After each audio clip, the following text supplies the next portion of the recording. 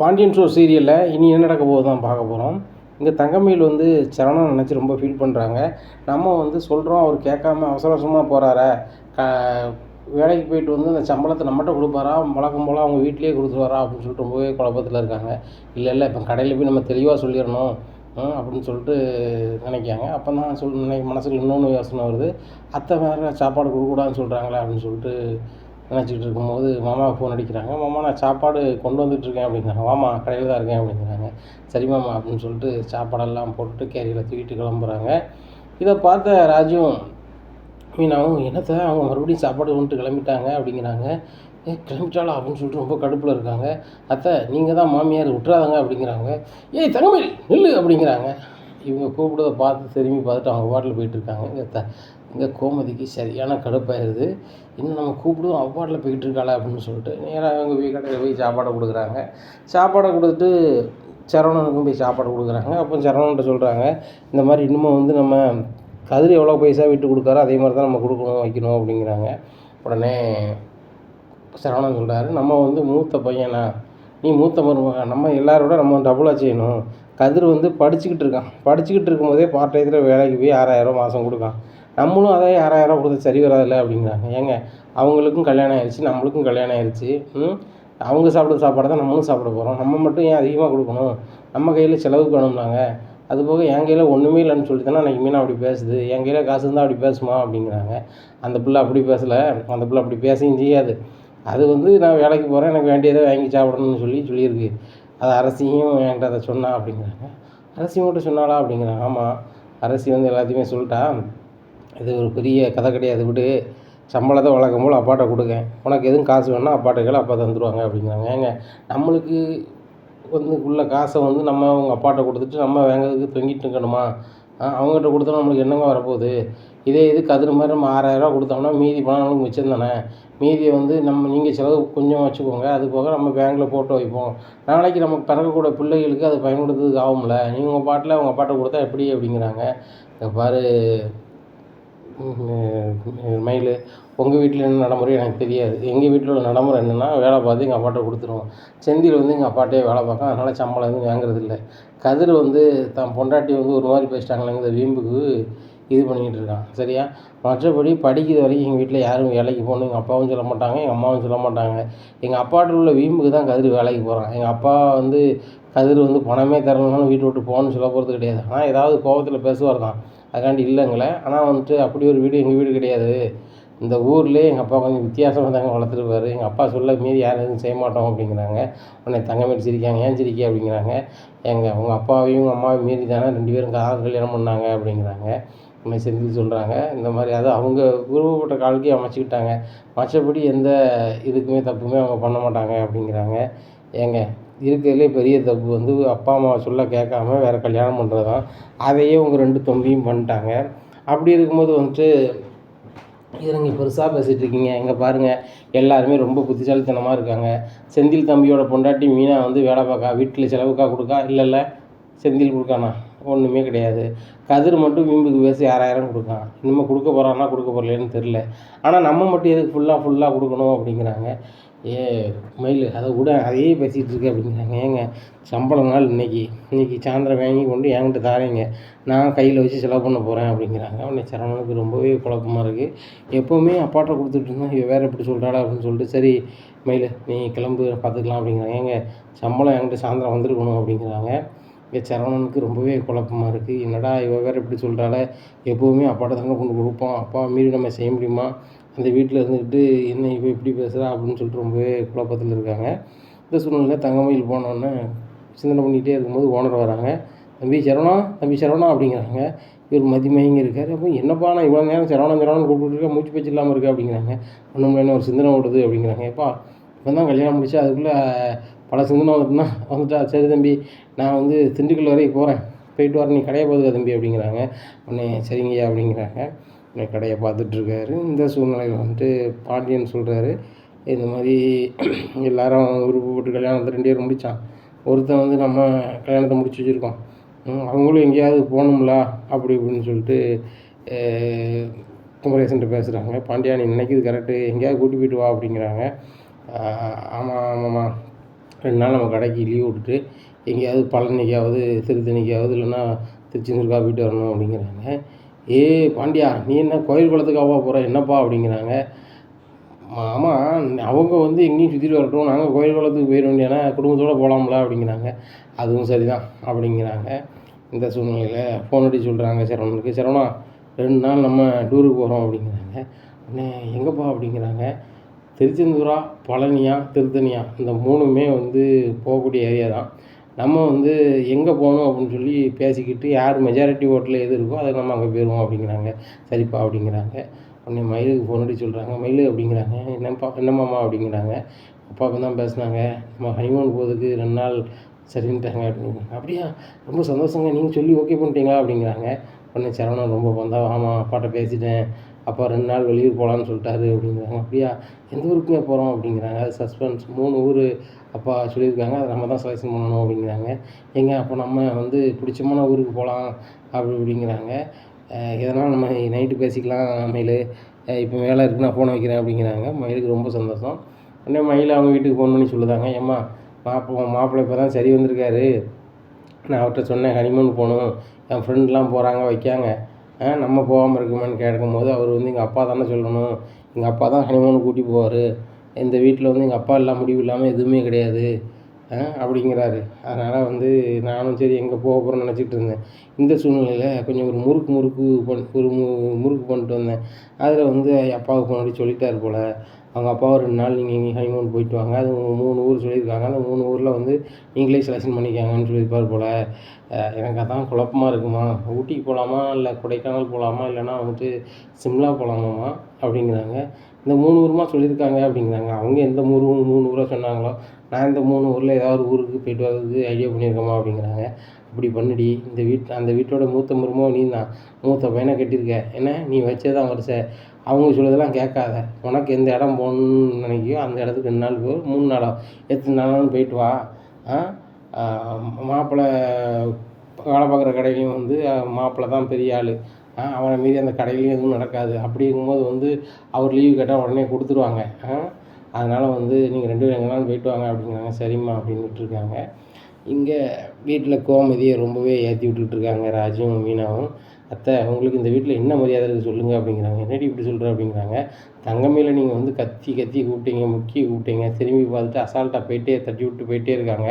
இப்படி இருக்கும்போது வந்து எப்படி தான் நீங்கள் அத்தைங்க இதில் இருக்க போகிறீங்க, அவங்க தான் அத்தையா, இல்லை நாங்கள் அவங்கள எப்படி கூப்பிடணும் அப்படிங்கிறாங்க. ராஜி என்ன அப்படிங்கிறாங்க. இல்லை அதான் எங்களுக்கு தெரியல, அதான் கேட்குறோம் அப்படிங்கிறாங்க. உங்கள் சொல்லுக்கு அவங்க மதிப்பு கொடுக்க தானே செய்யணும் அப்படிங்கிறாங்க ராஜி. மீனா சொல்கிறாங்க, அத்தை நான் அவங்கள அப்படி பண்ணுங்க இப்படி பண்ணுங்க நாங்கள் சொல்ல கிடையாது, ஆனால் மாமியாராக நீங்கள் இருக்க வேண்டிய இடத்துல அவங்க இருக்கணும், மருமகளாக அவங்க இருக்க வேண்டிய இடத்துல இருக்கணும். ஆனால் அவங்க வந்து மாமியார் இடத்துல அவங்க உட்காந்துட்ருக்காங்க, 5ஆம் லக்கணத்தில் அதில் உட்காந்துருக்காங்க அப்படிங்கிறாங்க. என்ன நீ ஒரு மாதிரி பேசுகிற அப்படிங்கிறாங்க. கரெக்டாக தான் பேசுகிறேன், இப்படியே விட்டுக்கிட்டே இருக்காங்க தான் அப்படிங்கிறாங்க. ராஜி, மீனா இவன் பாரு, அவள் வீட்டுக்குள்ளே கால் எடுத்து வைக்கிறதுக்கு முன்னக்கூட்டி அவள் வந்து இன்றைக்கி என்ன பாடுபடுதான்னு பாரு அப்படிங்கிறாங்க. அத்தை, நீங்கள் போட்ட 2மே புஸ்வானம், சரியா, அதை எதிர்பார்த்து நாங்கள் ரொம்ப ஏமாந்து தான் போனோம், அதனால் இதெல்லாம் எதிர்பார்க்கலத்த அப்படிங்கிறாங்க. மீனா நீ நம்பலையா, இன்றைக்கி சம்பவத்தை மட்டும் பாரு அப்படிங்கிறாங்க. அத்தை, அன்னைக்கு நீங்கள் பண்ணி வச்ச சம்பவத்தை பார்த்தே அசந்து போனேன், இந்த சம்பவம் எப்படியும் புஸ்வானமாக தான் போக போகுது, அதை பற்றி ஒன்றும் பேச வேண்டியதில்லை. ராஜி, நீ பச்சி போடணும்னு நினச்சோம், நல்லா பச்சி போட்டு கொண்டா நம்ம சாப்பிடுவோம் அப்படிங்கிறாங்க. திங்கன்னு இருக்காது மீனா, இன்றைக்கி என்ன சம்பவம் நடக்குன்னு பார்த்துட்டு அதை பாராட்டி நீ வந்து ஒரு பாயாசமாக ஏதோ போட்டு சாப்பிடு அப்படிங்கிறாங்க. அத்தை, அதை கூட நீங்கள் போட்டு தர மாட்டீங்களா அப்படிங்கிறாங்க. நான் போட்டு தரேன் மீனா, இன்றைக்கி சம்பவம் நடக்கிறத மட்டும் பாரு அப்படிங்கிறாங்க. அத்தை, பேச்சை குறைச்சிட்டு ஆக்ஷனில் இறங்குங்க அப்படிங்கிறாங்க. இறங்குதேன் இன்றைக்கி இறங்குதை மட்டும் பாரு அப்படின்ட்டு இருக்காங்க. இந்த சூழ்நிலையில் தங்கமயில் வந்து ரொம்ப ஜாலியாக ஆடிக்கிட்டே வந்துக்கிட்டு இருக்காங்க. தங்கமயிலை பார்த்தோன்னா மயில் வந்துட்டா அப்படின்னு சொல்லிட்டு, மயில் நில்லு அப்படிங்கிறாங்க. உடனே என்னத்தை அப்படிங்கிறாங்க, உனக்கெல்லாம் எவ்வளவு திமிரு, நான் சாப்பாடு கொண்டு போகாதாங்க உங்கள் கேரில் எழுதிட்டு போகிறா அப்படின்னு சொல்லிட்டு கேரியில் பிடிங்கிட்டு இப்படி ஒரு வாங்க போகிறாங்க. இதை பார்த்தோன்னே தங்கமயில் மிரண்டு போய் பொத்துன்னு கீழே விழுந்துதாங்க. கீழே விழுந்தோன்னா மயங்கிருந்தாங்க. தண்ணியை தொளிச்சு பார்க்காங்க, தங்கமயில் எந்திக்கலை. கோமதிக்கு ரொம்பவே பயமாக இருக்குது. ராஜி, மீனா இது எதுவும் ஆகிட்டா அப்படி இப்படின்ட்டு கேட்குறாங்க. இந்த சூழ்நிலையில் சக்திவேல் அந்த வீட்டிலேருந்து பார்த்துடுறாரு. அந்த வீட்டில் வந்து நான் கல்யாணம் முடிப்பேன்னு சொல்லிட்டு வீம்புக்கு கல்யாணம் முடிச்சு வச்சானுவான். அதுங்க ஏதோ சரியில்லை போல இப்போ பாரு அந்த பிள்ளைய வந்து பாடாப்படுத்திட்டு இருக்காங்க அப்படி இப்படின்னுட்டு இருக்காங்க. ராஜியோட பாட்டி சொல்லிட்டாங்க, ஏய் சக்திவேல் நீ திருந்தவே மாட்டியா, கோமதி உன் தங்கச்சி வீட்டில் இருக்க பிள்ளைகளும் உனக்கும் சொந்தக்கார பிள்ளைகள், அதை ஏன் நீ குறைச்சி பேசிகிட்டு இருக்க அப்படின்னு. நான் குறைச்சிலாம் பேசலை, எந்த லட்சணத்தில் வந்து குடும்பம் நடத்தாங்கன்னு பாருமா. இந்த மாதிரி அந்த பிள்ளை வந்து ஏதோ கையில் ஒரு பேக்கோடு போகுது. கோமதி என்னம்மா சொன்னால் பொத்துன்னு விழுந்துட்டா. ஒரு கல்யாணம் முடிச்சுட்டு வந்த பிள்ளைய வந்து சந்தோஷமாக இருக்க வைப்பானுங்களாம், கடையாக சாப்பாடு கொண்டு வர அழைப்பானுங்களாம். ஏன் ஒரு வயசு வர வந்து கடையில் வாங்கி சாப்பிட முடியாதா? அந்த லட்சணம் தான் இருக்கானுவா. அந்த வீட்டில் போய் இவள் வந்து வாக்கப்பட்டிருக்கா பாரு, ராஜா சொல்லணும் அப்படி இப்படிங்கிறாங்க. டேய் அவளுக்கு உங்களுக்கு தான் சம்மந்தம் இல்லைன்னு சொல்லிட்டீங்களா, எதுக்கு நீ ராஜ பற்றியே பேசிகிட்டு இருக்க அப்படிங்கிறாங்க. நான் ராஜ பற்றியே பேசல, அவன் பேத்தி பற்றியே பேசலை, இந்த வீட்டிலேருந்து எடுத்து போன நகை அதை கொண்டு வர சொல்லு, நான் ஏன் அவளை பற்றி பேச போகிறேன் அப்படிங்கிறாங்க. டேய் உங்கள் நகையை அவளுக்கு எதுக்குடா வேணும், எப்படியும் கொஞ்ச நாள் தூக்கி உன் முகத்தில் எரிவா நீ வாங்கிக்க அப்படிங்கிறாங்க. அதானே அவன் புருஷனே 50க்கும் 100க்கும் வந்து சாப்பாடு டெலிவரி பண்ணிட்டு கிடக்கான், அவன் என்னத்தை கொடுத்துட போகிறான். அவங்க அப்பா அவனுக்கே ஒழுங்காக சோறு கொடுக்க மாட்டான்,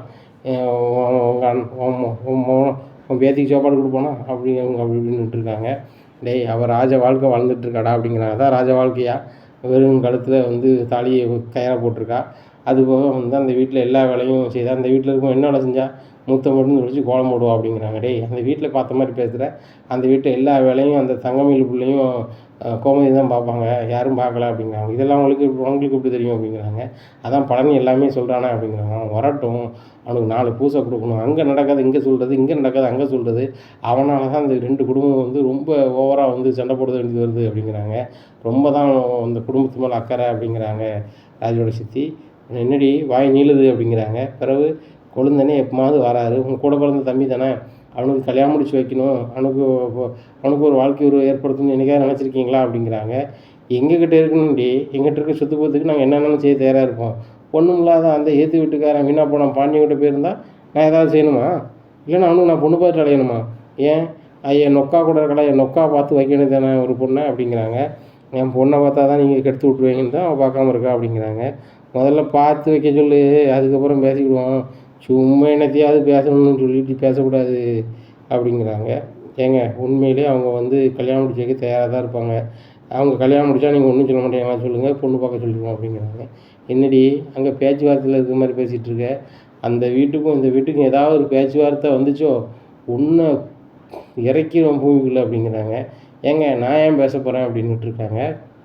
உடனே ராஜோட பாட்டி சொல்லிட்டாங்க, சக்திவேலு வாயை மூடிட்டு நீ சும்மையே இருக்க மாட்டியோ, உன் வீரத்தை வந்து பொம்பளையாள்கிட்ட தான் காட்டுவீங்களோ அப்படிங்கிறாங்க. அக்கா அங்கே பாரு, இந்த குடும்பத்தை கெடுக்கதே நீ தான், அந்த வீட்டுக்கும் இந்த வீட்டுக்கும் வந்து ஆகாது, அதனால் அங்கே பேசுறது வைக்கிறதுலாம் இருக்கக்கூடாது, உன் பேத்தி கீர்த்தின்னு சொல்லி கூப்பிட்டு பேசின வச்ச அவ்வளோதான் அப்படிங்கிறாங்க. உடனே முத்துவேல் வர்றாரு, என்னடா என் காலையில் சவுண்டு விட்டுட்டுருக்கேன் அப்படிங்கிறாங்க. காலையிலையா, மதியம்னே, என்னென்னா அந்த வீட்டில் உள்ள பிள்ளைகளை ஒழுங்காக வச்சு நடத்த மாட்டேங்கானவன் பாண்டிய குடும்பத்தில், ஆனால் அந்த குடும்பத்தில் வந்து போய் வாக்கப்பட்டிருக்கலானே அது தான் பேசிகிட்டு இருக்கேன் அப்படிங்கிறாங்க. டேய் அவள் தான் செத்துட்டான்னு சொல்லி முடிச்சாச்சு, பிறகு எதுக்கு அவளை பற்றி பேசிகிட்டு இருக்க விடு அப்படிங்கிறாங்க. சரிண்ணே நம்ம சாப்பிடுவோம் மதியம் ஆயிடுச்சு அப்படின்னு சொல்லிட்டு சாப்பாடை போட்டு சாப்பிட்றாங்க. இன்னும் சாப்பாடில் கல் இருக்குது, யார் சமைச்சா அப்படிங்கிறாங்க. நான் தாங்க அப்படிங்கிறாங்க. வாய் மட்டும் வக்கனையாக பேசுது, சாப்பாட்டில் எவ்வளோ பெரிய கல்லை போட்டிருக்க அப்படிங்கிறாங்க. அப்படியாவது போய் சேருவீங்க தான் அப்படின்னு சொல்லிட்டு மனசுக்குள்ளே பேசுகிறாங்க. என்னடி முணங்குதா அப்படிங்கிறாங்க. இல்லைங்க தெரியாமல் வந்திருக்கும், அதுவும் வர வேண்டிய ஆளுக்கு தானே வந்திருக்கு அப்படிங்கிறது. இல்லைங்க தெரியாமல் வந்திருக்கும் அப்படிங்கிறாங்க. வேறு ஏதாவது முணங்குனியோ கொமட்டில் ஒரு குரூப்பு கொடுத்துருவோம் அப்படிங்கிறாங்க. கொடுக்க வேண்டிய இடத்துல கொடுக்காதங்க, உங்கள் பையனை எப்படி வளர்த்து வச்சுருக்கீங்க அப்படிங்கிறாங்க. அவனுக்கு என்னடி அவன் சிங்கம் அப்படிங்கிறாங்க. சிங்கம் ஏன் மண்டை உடஞ்சி வந்துருக்கான் அப்படிங்கிறாங்க. ஏதோ அவன் தடிக்கி விழுந்திருக்கான் அப்படிங்கிறாங்க. தடிக்கி விழுந்திருக்கானா இல்லை யாரோ வசமாக போட்டு விட்ருக்காங்களா, வாயையும் கையை வச்சுக்கிட்டு சும்மா இருக்கணும், போகிற இடத்துல வாயை கொடுத்தா அப்படி தான் ஆகும் அப்படின்னுட்டுருக்காங்க. உடனே சாப்பிடுதியா அப்படின்னு சொல்லிட்டு கேட்குறாங்க குமாரை அவங்க அம்மா.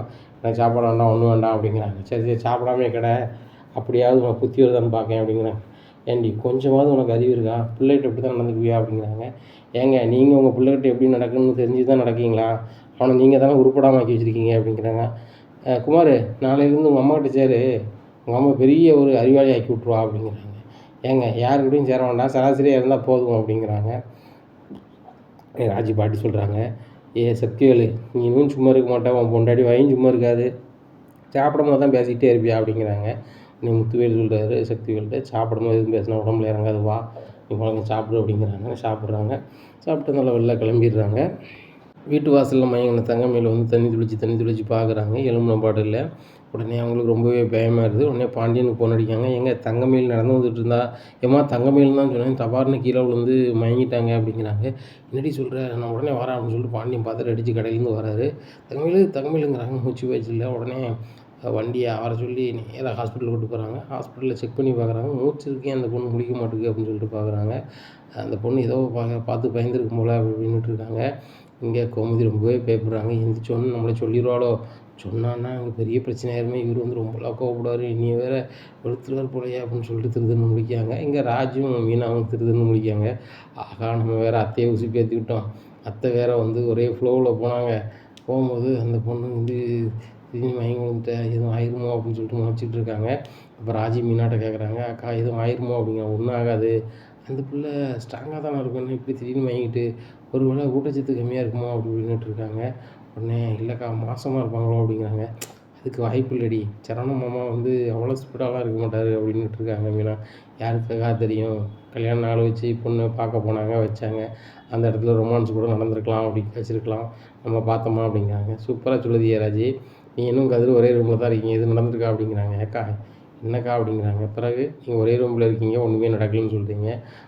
சரவண மாமா கல்யாணம் முடிஞ்சு கொஞ்ச நாள் தான் இருக்குது. அது போக வந்து அவர் ரொம்ப வெட்கப்படுவார். பொண்ணு வடக்க பார்த்து நிற்குன்னா சரவண மாமா தெற்க பார்த்து நிற்பார். அவரெல்லாம் வந்து பண்ணியிருக்க வாய்ப்பு இல்லை, அதெல்லாம் ஒன்றும் இல்லை அப்படி அப்படின்ட்டு இருக்கும்போது தங்கமயில் தேங்கிச்ச கண்ணை முடிச்சிடுறாங்க. டாக்டர் கேட்குறாங்க, இவ்வளோ நேரமாக ஏம்மா மயங்கிருந்தீங்க, என்ன ஆச்சுமா அப்படி இப்படின்னு கேட்குறாங்க. உடனே ரொம்பவே பயந்த முகத்தில் நிற்காங்க. பக்கத்தில் கோமதி நிற்காங்க. ஆஹா, அத்தையை நம்ம அத்தை முன்னாடியே சொன்னோம்னா அத்தை நம்மளை வேறு மாதிரி நடத்துவாங்க, அதனால் இப்போ எதுவும் சொல்ல வேண்டாம் அப்படின்னு சொல்லிட்டு திடீர்னு எனக்கு மயக்கம் வந்துருந்துச்சா தான் விழுந்துட்டேன் அப்படிங்கிறாங்க. எப்பா தப்பிச்சோம் அப்படின்னு சொல்லிட்டு கோமதி இது பண்ணுறாங்க. அப்போ மனசுக்குள்ளே மயில் நினைக்காங்க, இப்படி தான் வச்சு நம்ம அத்தையை வந்து கவர் பண்ணணும், அத்தை நீங்கள் வந்து நீ ஒரு மாதிரி நடத்திங்கன்னா மாமா கிட்ட என்னச்சுன்னு சொல்லிடுவேன் அப்படின்னு சொல்லி நம்ம கொண்டு போயிட வேண்டியதான், அத்தை நம்ம வலிக்கே வந்துடுவாங்க அப்படின்னு சொல்லிட்டு நினைக்காங்க. இப்படி இருக்கும்போது ராஜிட்ட போகிறாங்க கோமதி. நல்ல வேலை மயிலை நான் என்னமோ நினச்சி என்ன காட்டி கொடுக்கல அப்படிங்கிறாங்க. அத்தை காட்டி கொடுக்கலையா, அது எப்படி அப்படிங்கிறாங்க. ஆமாம், எந்திரிச்சோன்னா டாக்டர் என்னம்மாச்சுன்னு கேட்டார், அப்போ நான் திடீர்னு மயங்கிட்டேன் அப்படிங்கிறாங்க. அது போக என் வீட்டுக்காரன்னு வந்தார், ஒன்றுமே சொல்லலை, இனிமேல் ஒன்றும் சொல்ல மாட்டார் அப்படிங்கிறாங்க. உடனே பாண்டியன் வந்து ஹாஸ்பிட்டல் ரூமில் வந்து வெளில வராங்க. குமதி அப்படிங்க என்னங்க அப்படிங்கிறாங்க. ஒன்றும் இல்லை, ஒருவேளை அந்த பிள்ளை மாசமாக இருப்பாளோ அப்படிங்கிறாங்க. ஏங்க கல்யாணம் முடிச்சு ரொம்ப நாள் ஆகிட்டாங்க, ரொம்ப நாளாக ஆகிட்டு அப்படிங்கிறாங்க. இல்லை கோமதி எதுவும் ஆகிட்டா அது விசேஷமாக அப்படின்னு நான் கேட்குறேன், அப்படி இருந்தாலும் மயங்கமுள்ள பிள்ளைகள் அப்படிங்கிறாங்க. ஏங்க எனர்ஜி இல்லாமல் மயங்கிருப்பா அப்படிங்கிறாங்க. உடனே பாண்டியனுக்கு ரொம்ப மன வருத்தமாக இருக்குது. அப்படின்னு சொல்கிறாரு, கோமதி வீட்டில் இத்தனை பேர் இருக்கீங்களா, அந்த பிள்ளை சாப்பாடு எங்களுக்கு கொண்டு வருது மெனக்கட்டு, அந்த பிள்ளை சாப்பிட்டியா சாப்பிட்லையான்னு கேட்டீங்களா, இல்லைன்னா சாப்பாடாக கொடுத்தீங்களா அப்படி இப்படிங்கிறாங்க. ஏங்க தங்கமயில்னு சின்ன பிள்ளையா அப்படிங்கிறாங்க. என்ன நாங்கள் என்ன சின்ன பிள்ளையா, எங்களுக்கு அவள் சாப்பாடு கொண்டு வரலையா, அதனால் தங்கமயில் நீங்கள் வந்து கேட்க தானே செய்யணும், வீட்டில் இருக்கும்போது வந்து நம்ம கேட்காம யாரு கேட்பா, அவள் மருமகனாலும் மகா தானே, அரசு சாப்பிட்லன்னா சாப்பிட்டியா சாப்பிட்லையான்னு கேட்பல, மயில் சாப்பிட்டாலா சாப்பிட்லையா அப்படிங்கிறாங்க. திருன்னு முழிக்காங்க. நான் பார்க்கலாங்க அப்படிங்கிறாங்க. அரசு சாப்பிட்லன்னா அரசு சாப்பிட்ல அப்படின்னு சொல்லி கரெக்டாக சொல்லுவேன். அதே மாதிரி தங்கமயில் சாப்பிடலனாலும் சரி தான், ராஜு சாப்பிட்னாலும் சரி தான், மீனா சாப்பிட்னாலும் சரி தான், சாப்பிட்டாங்களா சாப்பிட்லான்னு பார்க்கணும். அப்படி சாப்பிடலன்னா ஒரு மாமியாராக ஒரு பெற்ற தாய் மாதிரி நீ சாப்பிட சொல்லணும், இல்லைன்னா சாப்பாடை போட்டு கொண்டு கொடுக்கணும், இதுதான் உனக்கு கொடுக்கப்பட்ட விதி அப்படிங்கிறாங்க. சரிங்க அப்படின்னு சொல்லிட்டு கோமதி எப்படி ஒரு மாதிரி சமாளிக்கிறாங்க பாண்டியன்கிட்ட. இப்படிப்பட்ட சூழ்நிலையில் சரவணன் வந்து தகவலை கேள்விப்பட்டு ஓடி வராரு. மயிலுக்கு என்னாச்சு அப்படிங்கிறாங்க. வாசலில் ராஜுவும் மீனாவுனுங்கிறாங்க. அம்மா கொஞ்சம் பொறுமையாக இருங்க அப்படிங்கிறாங்க. அம்மா ராஜி, அம்மா மீனா என்னாச்சு, மயிலுக்கு என்னாச்சு அப்படிங்கிறாங்க. மாமா கொஞ்சம் மூச்சை குறைங்க, ஒன்றுமே ஆகலை அப்படிங்கிறாங்க. அம்மா ஒன்றுமே ஆகாமலாமா ஹாஸ்பிட்டல் வந்திருக்காங்க அப்படிங்கிறாங்க. ஆமாம், திடீர்னு தங்கமயில் மயங்கிட்டாங்க, என்னன்னு பார்த்து இங்கே கூப்பிட்டு வந்துருக்காங்க. சாப்பிட கேட்கும் போது தான் தெரியுது அவங்க சாப்பிடலையா அப்படிங்கிறாங்க. சாப்பிடலையா அப்படிங்கிறாங்க. உடனே ஆமாம்மா உங்கள் ஒய்ஃப் தானே, உங்களுக்கு சாப்பாடு கொண்டு வந்தாங்களா, நீங்கள் அப்போ சாப்பிட்டீங்களான்னு கேட்க மாட்டீங்களா அப்படிங்கிறாங்க. நான் கேட்டேம்மா சாப்பிட்டேன்னு சொன்னான் அப்படிங்கிறாங்க. அப்படியா, ஒன்றும் இல்லை, இப்போ ஒன்றும் உள்ள குளுக்கோஸ் ஏறிச்சு, இப்போ வீட்டுக்கு போகலான்னு சொல்லிட்டாங்க அப்படிங்கிறாங்க. அப்படியா, நான் உள்ளே போனால் பார்க்க விடுவாங்களா அப்படிங்கிறாங்க. மாமா ஒன்றுமே பிரச்சனை இல்லை, போய் பாருங்கள் அப்படிங்கிறாங்க. உள்ளே போகிறாங்க. தமிழ் என்னாச்சு எங்காச்சு அப்படிங்கிறாங்க. உடனே பாண்டியன் வராது. ஒன்றும் ஆகலடா, பயப்படாத, ஒன்றும் ஆகலை, சாப்பிடாமல் அந்த பிள்ளை இருந்திருக்கும் போல தான் திடீர்னு மயங்கிடுச்சு, அதனால தான் என்னமோ எதான்னு சொல்லிட்டு ஹாஸ்பிட்டல் கூப்பிட்டு வந்துட்டு ஹாஸ்பிட்டலில் டாக்டர் செக் பண்ணி பார்த்து சொல்லிட்டாங்க, ஒரு பிரச்சனையும் இல்லை, வீட்டுக்கு கூப்பிட்டு போகலான்னு சொல்லிட்டாங்க. எனர்ஜி இல்லாதனால ஒரு குளுக்கோஸ் போட்டிருக்காங்க, வேறு ஒன்றும் கிடையாது, இப்போ குளுக்கோஸ் ஏறணுன்னு வீட்டுக்கு போகலாம் அப்படிங்கிறாங்க.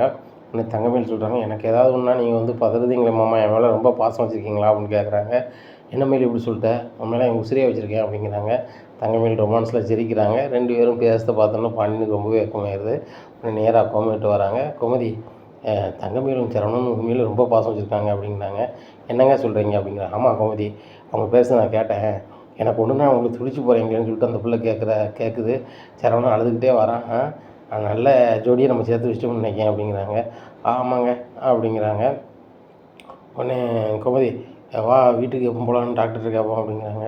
ஏங்க அவங்க தான் வந்து கொஞ்சம் நேரத்தில் கூப்பிட்டு போகலான்னு சொல்கிறாங்களே அப்படிங்கிறாங்க. இல்லை கோமதி, தங்கமயில் இல்லாமல் அந்த வீட்டில் ஒன்றுமே நடக்காது. எல்லா வேலையும் அந்த பிள்ளை தான் போட்டு இழுத்து போட்டு செய்தா. அதுபோக எங்களுக்கு வந்து மதியம் சாப்பாடு கொண்டு வரதாக இருக்கட்டும், உபசரிக்கிறதா இருக்கட்டும், எல்லாமே தங்கமயில் தான் செய்தா. தங்கமயில் இல்லாமல் அந்த வீட்டை வந்து நம்ம ரன் பண்ணவே முடியாது அப்படி இப்படிங்கிறாங்க. இன்னைக்கு கோமதி சொல்கிறாங்க, ஏங்க தங்கமயில் வரதுக்கு முன்னாடி நான் இருந்தானே எல்லா வேலையும் செஞ்சேன். நான் இருக்கும்போது இந்த குடும்பம் இயங்கலையா, இல்லை அந்த கடை தான் இயங்கலையா அப்படிங்கிறாங்க. இல்லை கோமதி, உனக்கு வயசாகிட்டு, அந்த பிள்ளை வந்து அவ்வளோ ஆக்டிவாக இருக்கா, அவ்வளோ நல்லா பார்த்துக்கிறா, ஏன்னா இன்முகத்தோடு இருக்கா. அப்பேற்பட்ட பிள்ளைக்கு ஏதாவது ஆகிட்டுன்னா அவ்வளோ சங்கடம் தானே. அதனால் அந்த பிள்ளை நாளைக்கு சாப்பாடு கொண்டு வரணும், வீட்டை மெயின்டைன் பண்ணணும் அப்படின்னா அவளுக்கு செய்யாதது தான் நல்லது. டாக்டர் போய் கேட்டுருவோம் அப்படிங்கிறாங்க. அவளுக்கு சாதாரண மயக்கம் தானேங்க அப்படிங்கிறாங்க. கோமதி, வீட்டில் பார்த்தாலாம் எவ்வளோ தண்ணி அடித்த முகத்தில் எந்திக்கலை. டாக்டர் வந்து நம்ம தெம்பாக இருக்கணும், மனக்கவலைப்படக்கூடாதுன்னு கூட சொல்லியிருப்பாங்க. சரி கோமதி, அவங்க அப்பா அம்மாவுக்கு தகவல் சொன்னியா அப்படிங்கிறாங்க. சொல்லலைங்க அப்படிங்கிறாங்க. இல்லை இது புத்தி படிச்சு அப்படின்னு சொல்லிட்டு நேராக அவங்க அம்மாவை கடிக்கிறாங்க பாக்கியத்துக்கு. அவங்க பொண்ணு திடீர்னு மயங்கிட்டா, ஹாஸ்பிட்டல் கூட்டு வந்துருக்கோம் அப்படிங்கிறாங்க. சம்மந்தி என்னாச்சு, என் பொண்ணுக்கு என்னாச்சு, என்ன செஞ்சீங்க அப்படிங்கிறாங்க. நாங்கள் ஒன்றும் செய்யலை, அந்த பொண்ணு திடீர்னு மயங்கிட்டு அதான் ஹாஸ்பிட்டல் கூட்டு வந்துருக்கோம் அப்படிங்கிறாங்க. உடனே ஹாஸ்பிட்டலுக்கு அவங்க அம்மா அவங்க அப்பா வந்தாங்க, பாஞ்சு வராங்க. மயிலோட குடும்பத்துலேருந்து வந்து, மயில் என்னாச்சுங்க, ஒன்றும் இல்லைம்மா அப்படிங்கிறாங்க. உடனே சரவணன் சொல்கிறாங்க, அவள் சாப்பிட்ற பொருளாக தான் மயங்கி விழுந்துட்டா அப்படிங்கிறாங்க. உடனே சரவணன்கிட்ட பாக்கியம் சொல்கிறாங்க, என் பொண்ணை உங்களை நம்பி தான் நான் கட்டி கொடுத்தேன். உங்கள் அப்பா நீங்கள்லாம் குடும்பத்தில் நல்லா பார்த்துக்கிட்டே தான் கட்டி கொடுத்தேன். வீட்டில் என் பிள்ளை எல்லா வேலையும் இழுத்து போட்டு செய்யுது. அந்த பிள்ளைக்கு வந்து சாப்பிட்டாலா சாப்பிட்லையான்னு சொல்லிட்டு உங்கள் வீட்டில் யாருமே பார்க்க மாட்டேங்காங்க மாப்பிள்ள. உங்கள் அம்மா வந்து மற்ற 2 மருமகிட்ட பேசுகிற மாதிரி மயில்கிட்ட பேசுறதே இல்லை. மயில் வந்து வழியே பேசினாலும் அவங்க ஒரு மாதிரி பேசுகிறாங்கன்னா அதை என்னென்னு பாருங்கள் மாப்பிள்ள. கூட்டு குடும்பத்தில் நீங்கள் இருக்கீங்க, நீங்கள் தான் மூத்த பையன், உங்களுக்கு போக தான் மீதி எல்லாம் செய்யணும். ஆனால் அந்த குடும்பத்தில் வந்து 2வது மருமகளும் 3வது மருமகளும் பெருசாக பேசும்போது என் மகன் பாவம் தானே. பாருங்கள், இவ்வளோ மருமக 2 மருமக இருந்தாலும் கடைக்கு சாப்பாடு கொண்டு போவதாக இருக்கட்டும், உங்களுக்கு சாப்பாடு கொண்டு போவதாக இருக்கட்டும், மயிலாக தான் இருக்கா. மயில் வந்து எல்லோரும் வேணும்னு நினைக்க, ஆனால் அவங்க அம்மா வந்து வேண்டான்னு நினைக்கிறாங்க. மற்ற பிள்ளைகள் உங்கள் வீட்டுக்கு வந்த 2 பிள்ளைகள் வந்து மயிலை வந்து ஓரவஞ்சனையாக பார்க்காங்க அப்படிங்கிறாங்க. அப்படிலாம் இல்லத்த அப்படிங்கிறாங்க. இல்லை மருமகனே, நீங்கள் வந்து இந்த சூதுவாதம் இல்லாத ஆள், ஆனால் அவங்க அப்படி கிடையாது அப்படி இப்படிங்கிறாங்க. உடனே சரவணனுக்கு அப்போ தான் ஞாபகம் வருது, அந்த பிள்ளை மீனா பிள்ளை வேறு அப்பா அப்படி பேசுன்னு சொல்லிட்டு தங்கமயில் சொன்னால அப்படின்னு சொல்லிட்டு பெட்ரூமில் பேசினதுலாம் நினைவுக்கு வருது சரவணனுக்கு. இந்த சூழ்நிலையில் பாண்டியன் வெளியே போய் நிற்கிறாரு. அந்த சூழ்நிலையில் சரவணன் வந்து மயில் ரூம்லேருந்து வெளில வந்துட்டு, ஏம்மா அப்படின்னு சொல்கிறாங்க. என்னப்பா அப்படிங்கிறாங்க. எல்லாரையும் ஒன்போல நடத்துங்கம்மா, இது நல்ல பழக்கம் இல்லை அப்படி இப்படிங்கிறாங்க. டேய் மன்னிச்சிக்காடா அப்படிங்கிறாங்க. என்ன மன்னிச்சிக்கப்பா, ராஜியும் மீனாட்டையும் நல்லா பேசுகிறீங்க, தங்கமயில் நீங்கள் நல்லா பேசணும்ல, அவள் ரொம்ப வருத்தப்படுறா. முதல்ல 2 மருமக மூத்த மருமகள் அவள் தான் மூத்த மருமக, முன்னாடி வந்தாங்க அப்படிங்கிறதுக்காக அவங்ககிட்ட நல்லா பேசிட்டு தங்கமயில்கிட்ட பேசலை, அதை வருத்தப்படுறா அப்படிங்கிறாங்க. அதுவா அப்படின்னு சொல்லிட்டு, சரி சரி நான் பேசுகிறேன்ப்பா அப்படிங்கிறாங்க. சரிம்மா அப்படிங்கிறாங்க. பாண்டியன் அங்கே இப்போ ஹாஸ்பிட்டல் வாசலில் பேசிகிட்டு இருக்கையில், அப்பா அப்படிங்கிறாங்க. என்னடா அப்படிங்கிறாங்க. சம்பளம் கொடுத்தாங்கப்பா அப்படிங்கிறாங்க. சரி நான் சாயந்தரம் வாங்கிக்கிறேன் அப்படிங்கிறாங்க. இல்லைப்பா என்கிட்ட இருந்தால் தொலைஞ்சிடக்கூடாது, அதான் உங்கள்கிட்ட பத்திரமா தரேன்ப்பா அப்படின்னு சொல்லிட்டு சம்பளத்தை கொடுத்துட்றாங்க. சரி சரவணா, ஹாஸ்பிட்டலில் ஃபீஸ் கட்டேன், கார் வந்துட்டு உன் வீட்டை புறப்படலான்னு பாரு அப்படிங்கிறாங்க. போகிறாங்க. தங்கமயில் போமா அப்படிங்கிறாங்க. சரிப்பா அப்படிங்கிறாங்க. உடனே தங்கமயில் அம்மா சொல்கிறாங்க, மாப்பிள்ளை உங்களை நம்பி தான் கட்டி கொடுத்துருக்கோம், வேறு யாரையும் நம்பலை. என் பொண்ணு நீங்கள் தான் நல்லா பார்த்துக்கணும். அவள் சாப்பிடாமல் இருந்து தான் இப்படி ஆயிருக்கு. அவள் 3 நேரம் சாப்பிட்டாளா சாப்பிட்லையான்னு ஃபோன் பண்ணியாவது விசாரிங்க அப்படிங்கிறாங்க. சரி அத்தை, இன்னமும் நான் விசாரிக்கேன் அப்படிங்கிறாங்க. மருமகனே, அப்போ நீங்கள் இதுக்கு முன்னாடி விசாரிச்சதே இல்லையா அப்படிங்கிறாங்க. அத்தை எனக்கு அது பழக்கம் இல்லை அப்படிங்கிறாங்க. என்னப்பா சின்ன பையன் மாதிரி இருக்க, ஓம் முன்னாடி தானே நீ தானே விசாரிக்கணும் வைக்கணும், உழைச்சி கொண்டு அவட்ட கொண்டு கொடுக்கணும், நல்லதுக்குள்ளதை வாங்கி கொண்டு கொடுக்கணும், அதுபோக அப்புறம் தான் பார்க்க முடியும் அப்படிங்கிறாங்க. அப்போ தான் சரவணனுக்கு ஓடுது, ஆகா இன்றைக்கி வந்த சம்பளத்தையும் அப்பாட்ட கொடுத்துட்டோம்னா தங்கமயிலுக்கு உடம்பு சரியில்லை, ஏதாவது வாங்கி கொடுக்கணுன்னா கூட முடியாது போலையா அப்படின்னு சொல்லிட்டு சரின்னு முடிக்காது. சரி ரைட்டு, செந்தில் தான் கடையில் இருக்கானே, செந்திலுக்கு ஃபோன் பண்ணால் தான் என்னது வேணாலும் வந்து கடையிலேருந்து எட்டு வந்துடுவானே அப்படின்னு சொல்லிட்டு மனசை தேர்த்திக்கிறாங்க. உடனே பாண்டியன் வர்றாரு. ஏய் சரவணா, சொல்லி எவ்வளோ நேரம் ஆச்சு, புறப்பட்டால தங்கமயில் அப்படிங்கிறாங்க. புறப்பட்டாப்பா அப்படிங்கிறாங்க. அதனால் போகிறாங்க. போகும்போது மயில்கிட்ட நைஸாக சொல்கிறாங்க அவங்க அம்மா, பாரு உங்கள் மாமன் வந்து இப்போவும் வந்து ஹாஸ்பிட்டலில் உன் பையன் வீட்டுக்காரனை சின்ன பையன் மாதிரி தான் நடத்துறாரு, அதே மாதிரி தான் சரி வராது, சம்பளத்தை வந்து உங்கள்கிட்ட தந்து வாங்க சொல்லு அதான் நல்லாயிருக்கும். கதிர் 6000 தானே கொடுக்கான். நீ உன் புருஷன் எவ்வளோ நாளும் பணத்தை அந்த வீட்டுக்கு தானே கொடுத்துருக்காரு, அதனால் 5000 கொடுக்க சொல்லு அப்படிங்கிறாங்க. இல்லைம்மா கூட 1000 கொடுத்தாலும் பரவாயில்லை அப்படிங்கிற. தங்கமேலு நீ அப்படிலாம் பண்ணாத. கதிர் 6000 கொடுக்கான், அவன் இன்னி தான் கொடுக்கான். அவன் வீட்டுக்கார் ரொம்ப நாளாக கொடுத்துட்ருக்காரு, நியாயப்படியாக ₹1 கூட கொடுக்க வேண்டாம். அவன் வீட்டுக்காரு வாங்கி அவரே வச்சுக்கலாம். இந்த பாண்டியன் இந்த பணத்தை பூரா வாங்கி வந்து கல்லால் தானே போட்டிருக்காரு, அதை வச்சு தான் இந்த மளிகை கடையை பெருசாகியிருக்காரு அப்படிங்கிறாங்க. ஏம்மா என் வீட்டுக்காருக்கு சம்பளம் ₹20 தானம்மா அப்படிங்கிறாங்க. ஏன்டி 20,000 10 மாதம்னா என்னடி ஆச்சு? அப்போ ஓரளவு பணமாச்சுல்ல. 2,00,000 ஆச்சு 10 மாதம்னா. ஒரு வருஷத்துக்கு என்னாச்சு? இவ்வளோ பணத்தை எத்தனை வருஷம் மாப்பிள்ளை வேலை பார்த்துருக்காரு? கிட்டத்தட்ட 10 வருஷம் மேலே வேலை பார்த்துருக்காரு. 10 வருஷம் பணத்தையும் வந்து பாண்டியன் தானே வாங்கி வச்சுருக்காரு. அந்த பணத்தை வச்சு மாப்பிள்ளைக்கு என்ன செஞ்சுருக்காரு? ஒன்றும் செய்யலை. அதனால் நான் என்ன சொல்கிறேன், இனிமே வந்து வீட்டுக்கு கொடுக்காதங்க அப்படிங்கிறாங்க. நானும் அப்படி தான்மா சொல்லியிருக்கேன். நீங்கள் சொன்னது எனக்கு நனவு வந்துச்சு. நம்மளுக்கு வந்து பணம் வேணும், நாளைக்கு எதிர்காலத்துக்கு பணம் வேணும்னு சொன்னேன். ஆனால் அதை அவர் கண்டுக்கிடவே மாட்டேக்காரு அப்படிங்கிறாங்க. மாப்பிள்ளையை பார்த்தாலே தெரியுதுடி, அம்மா பிள்ளையும் அப்பா பிள்ளையாகவும் இருக்கார், சின்ன குழந்த மாதிரி தான் இருக்கார். அதனால் நீ ரொம்ப கண்டிப்பாரு, இல்லைன்னா சரி வராது அப்படிங்கிறாங்க. பாருமா, இன்றைக்கோ நாளைக்கோ அவங்க ஆஃபீஸ்லேருந்து சம்பளம் கொடுப்பாங்க, அதை நான் வாங்கி நான் கையில் வச்சுட்டு உனக்கு ஃபோன் அடிக்கேன் அப்படிங்கிறாங்க. அதை செய்ய பாருடி அப்படின்னு சொல்லிட்டு தங்கமேல் அனுப்பிட்டு ஆட்டோ பிடிச்சி வீட்டுக்கு கிளம்புறாங்க. உடனே தங்கமேல் அப்பா கேட்குறாங்க, ஏன் நீ ஏற்றி விட்டுக்கிட்டு இருக்க அப்படிங்கிறாங்க. ஏங்க உங்களுக்கு தெரியாது, அந்த வீட்டில் ஏகப்பட்ட சொத்து இருக்குது, அதை எப்படி பராமரிக்கணும்னு அவங்களுக்கே தெரியல. ரொம்ப ஓவராக போனாங்கன்னா தங்கமேலும் அவன் புருஷனும் தனியாக வந்துருங்க, எங்கள் பங்கை பிரித்து தாங்கன்னு கேட்டு வந்துட வேண்டியதானே அப்படிங்கிறாங்க. பாக்கியம் பிளான் பயங்கரமாக இருக்குது அப்படிங்கிறாங்க. என் பிளான் ஒழுங்காக இருக்கவே தான் வந்து நீர் எந்த வேலைக்கு போனாலும் என் பிள்ளைகளை வந்து படிக்க வைக்க முடிஞ்சு கட்டி கொடுத்துருக்கீன்னு செய்தேன். நாளைக்கு இளையவளையும் என்னால் கட்டி கொடுக்க முடிய போகுதுனாலும் என் ரொட்டேஷன் தான் அப்படின்ட்டு இருக்காங்க. உடனே தங்கமேல் தங்கச்சி சொல்கிறாங்க, எனக்கெலாம் கல்யாணம் வேண்டாமா, அக்கா கல்யாணத்துக்கு ஏகப்பட்ட போய் சொல்லி கட்டி வச்சுருக்கீங்க, எனக்கு வந்து அதை விட டபுள் மடங்கு சொல்ல வேண்டியிருக்கும், அதனால் வேண்டவே வேண்டாம் அப்படிங்கிறாங்க. நீ லூசாடி, கல்யாணம்னா 1000 போய் சொல்லித்தான் ஆகணும் அப்படிங்கிறாங்க. நீங்கள் 1000 தாண்டிலாமா போய் சொல்லியிருக்கீங்க அப்படிங்கிறாங்க. இப்படி கூட பார்த்துக்கலாம், தங்கமேல் அதுக்கு டஃப் கொடுக்கல, நீனும் அதை மாதிரி கொடு, ஏதாவது சொல்லணும்னா என்கிட்ட கேட்டு சொல்ல வேண்டியதான், ஒன்றும் பிரச்சனை இல்லை, வாழ்க்கை நேரத்துக்கு கொண்டு போயிடலாம். தங்கமேல் பாரு சாதாரணமாக சாப்பிடாமல் மயங்கி வந்திருக்கா, அவன் மாமன்கிட்ட காசு இருக்க போய் ஹாஸ்பிட்டலுக்கு கூட்டி வந்து ஹாஸ்பிட்டலுக்கு 5000 ஃபீஸை கட்டுதாங்க ஒத்த பாட்டில் குளுக்கோஸுக்கு. உங்கள் அப்பா வந்து நான் மயங்கினதுக்கு தண்ணி துடிச்சிட்டு ஓரமாக தூக்கி போட்டுருவார், அதுவே கொஞ்ச நேரம் கழிச்சு எந்திரிச்சு அவங்க என்னங்க உட்காந்துருப்பேன். அப்படி தான் நிலமை, நம்ம நிலமையும் அவங்களோட நிலமையும் அப்படி இருக்குது. இதே இது பாண்டியனுக்கு இன்னொரு பையன் இருந்தான்னு வச்சுக்கா, பொண்ணையும் நாங்கள் கட்டி கொடுத்துருவோம் எப்படியா ரெடி பண்ணி. நல்ல குடும்பம்டி. இந்த ஓரளவுக்கு வந்து மற்ற குடும்பத்தை பார்ட்டிலும் அப்படி கிடையாது. ஒரு மாமனார் மாமியார் உரி கிடையாது. அதுபோக வந்து அவங்கள வந்து சின்ன பிள்ளை மாதிரி நடத்தாங்க. அதை மட்டும் மாற்றி தங்கமேல் வந்து அவன் புருஷனை கையில் எடுத்துட்டா சூப்பராயிரும் அப்படிங்கிறாங்க. உடனே பாக்கியம் இப்படிலாம் எப்படி பிளான் போடுது அப்படிங்கிறாங்க. ஏங்க ஒரு வாட்டி போனால் அந்த வீட்டில் என்ன நடக்குதுன்னு பார்த்துட்டு நம்ம அதுக்கேற்றால அப்ளை பண்ணிக்க வேண்டியதான். இன்றைக்கி வந்து தங்கமேல் நல்ல இடத்துல போய் உட்காந்துருக்கா, நாளைக்கு ஆத்திர அவசரத்துக்கு நம்மளுக்கு பணம் வேணும், இல்லை கடங்காரன் ஊறி தாங்க முடியல வேணால் 4 நாளைக்கு போய் தங்கமேல் வீட்டில் இருந்தாலும் நம்ம பிழைச்சிக்கிட்டு மாதிரி பண்ணணும்னாங்க. அப்படி ஒரு இடத்த தான் கட்டி கொடுத்துருக்கேன் அப்படிங்கிறாங்க. உடனே தங்கமேல் அவங்க ஏதாவது பிரச்சனை பண்ணால் தனியாக சொத்து வாங்க சொல்லியிருக்கியே, அப்படி கொடுப்பானா, அப்போ கொடுப்பாரா பாண்டியன் அப்படின்னு கேட்குறாங்க. பாண்டியன் வந்து கொடுக்கலாம் என்ன, எப்படி டார்ச்சர் பண்ணி வாங்கணுமோ அப்படி வாங்கிட வேண்டியதானே அப்படிங்கிறாங்க. அதுவும் சரி தான், அவன் பாணியை பயன்படுத்தினா தான் வந்து பொறி முடிஞ்சால் போதும்னு சொல்லிட்டு உண்டானதை கொடுத்துருவாரு அப்படிங்கிறாங்க. ஏங்க எல்லா ஐடியாவும் நம்ம பக்கத்தில் இருக்குது, ஆனால் வந்து அந்த பாண்டியை வந்து நாசுக்காக என் பிள்ளையை நடத்தினாருன்னா, அந்த குடும்பத்தில் நடத்துனாங்கன்னா கரெக்டாக இருக்கும். இல்லை அப்படியா, அந்த குடும்பத்தை வந்து 4 பங்காக பிரிக்கிறதுக்கு என்ன வேலையோ அந்த வேலையை என் மகளும் பார்ப்பா, நானும் கீழே கூடி பார்ப்பேன் அப்படிங்கிறாங்க. பாப்பம்மா, உன்னை விட்டா அந்த உலகத்தையே பிரிச்சுருவேன் அப்படிங்கிறாங்க. ஏண்டி அமைதியாக இப்போ ஆட்டோக்காரனுக்கே வாடகை கொடுக்க துட்டு கிடையாது, நம்ம வண்ணராயம் பேசிட்டு ஆட்டோவில் போய்கிட்டு இருக்கோம் அப்படின்னு சொல்லிட்டு பேசிகிட்டு இருக்காங்க. உடனே ஆட்டோக்காரன் முடிக்க, என்னமோ வாடகை கொடுக்க துட்டு இல்லையா அப்படிங்கிறாங்க. வாடகை கொடுக்கலான்னு தான் பார்த்தேன், அக்கௌண்ட்டில் ஸ்கேன் ஆக மாட்டேங்குது, நெட்வொர்க் பிரச்சனை, அதனால் நாளைக்கு வந்து காசு பைக் உங்கள் ஆட்டோ ஸ்டாண்டில் கொடுத்துருதேன் அப்படிங்கிறாங்க. சரிம்மா அப்படின்னு சொல்லிட்டு போயிடுறாங்க. என்ன பாக்கியம் இப்படி சொல்லிட்டேன் அப்படிங்கிறாங்க. இவனுக்கு எவன் வாடகை கொடுக்க போகிறான், அவசரத்துக்கு அவசரத்துக்கு ஆட்டோவில் ஃபோன் பண்ணி தான் போனோம், இல்லைன்னா நம்ம நடந்து தானே போவோம். இப்போ இந்த வாடகையை மெனக்கட்டு வீட்டுக்கு தேடியே வந்து கேட்பான், பார்க்குறதவன் கேட்பான், பார்த்துக்கலாம், அவன் பார்த்தாவனா நம்ம திரும்பி போய்க்க வேண்டியதான் அப்படிங்கிறாங்க. பாக்கியம் பயங்கரமான ஐடியா வச்சுருக்கியே அப்படிங்கிறாங்க.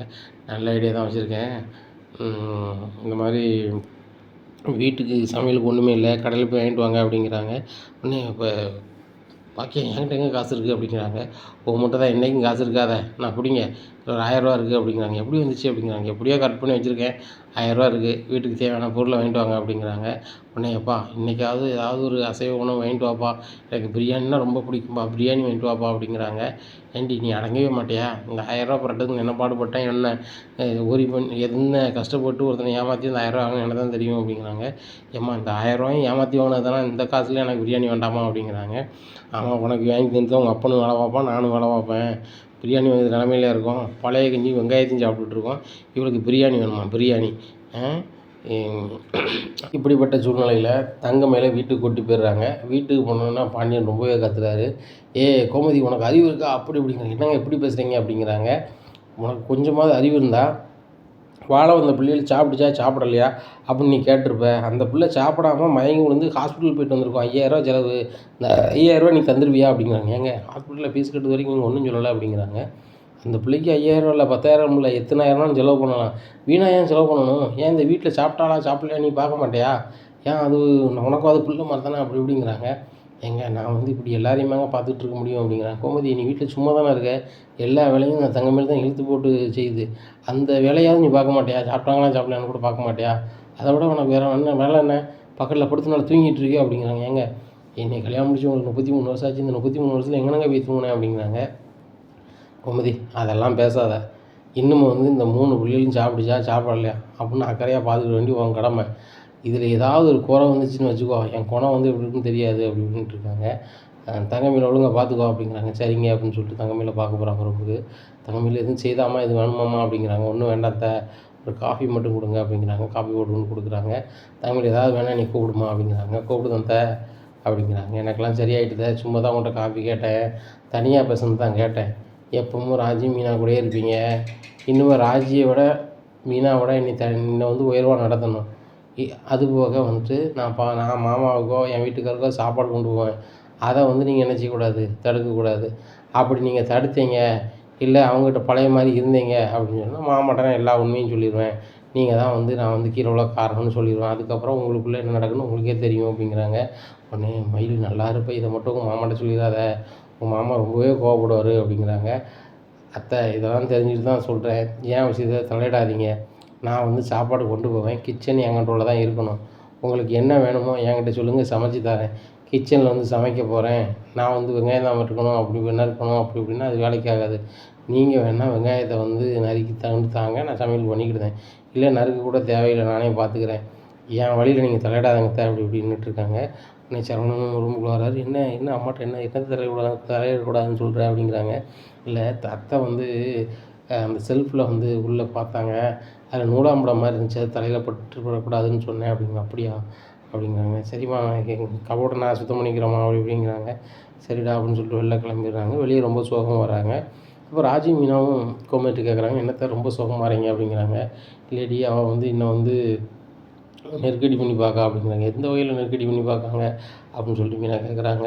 நான் மயக்கமுடைய காரணம் நீங்கள் தான், இதை மட்டும் மாமாட்ட சொன்னால் அவ்வளோதான், வீட்டில் என்ன நடக்குன்னு உங்களுக்கே தெரியும்னு சொல்கிறாடி, அவள் வந்து அடங்கவே மாட்டா போலக்குடி, நான் சமையல் வந்து கொண்டு போயிட்டு தர பண்ணி தடுக்கக்கூடாது வைக்கக்கூடாது, அப்படி தடுத்தீங்கன்னா மாமாட்ட கண்டிப்பாக சொல்லுவேன் அப்படின்னுட்டு இருக்காங்க. இதை கேட்ட ராஜி மீனா ரொம்பவே ஷாக் ஆகிறாங்க. என்னத்தை சொல்கிறீங்க அப்படிங்கிறாங்க. அப்படி தாண்டி சொன்னா அப்படிங்கிறாங்க. அத்தை இதுக்கெலாம் விடாதீங்க, அவங்க சொன்னால் சொல்லட்டும், அவங்க ரொம்ப ஓவராக தான் போகிறாங்க, அவங்க வந்து இப்படி இருக்கும்போது ஒழுங்காக சாப்பிட்ருக்கணும், இவ்வளோ வேற உபசரித்து அதை செய்யணும் இது செய்யணுங்கிறாங்க, அவங்க உடம்ப அவங்க பார்த்துக்க மாட்டாங்களா அப்படிங்கிறாங்க. இல்லடி அது கூட இப்போ பிரச்சனை இல்லை, மாமாட்ட சொல்லிடுவாங்க, சொன்னால் நடக்க போகிறதே என்னன்னு எனக்கு தெரியாது அப்படி இப்படிங்கிறா.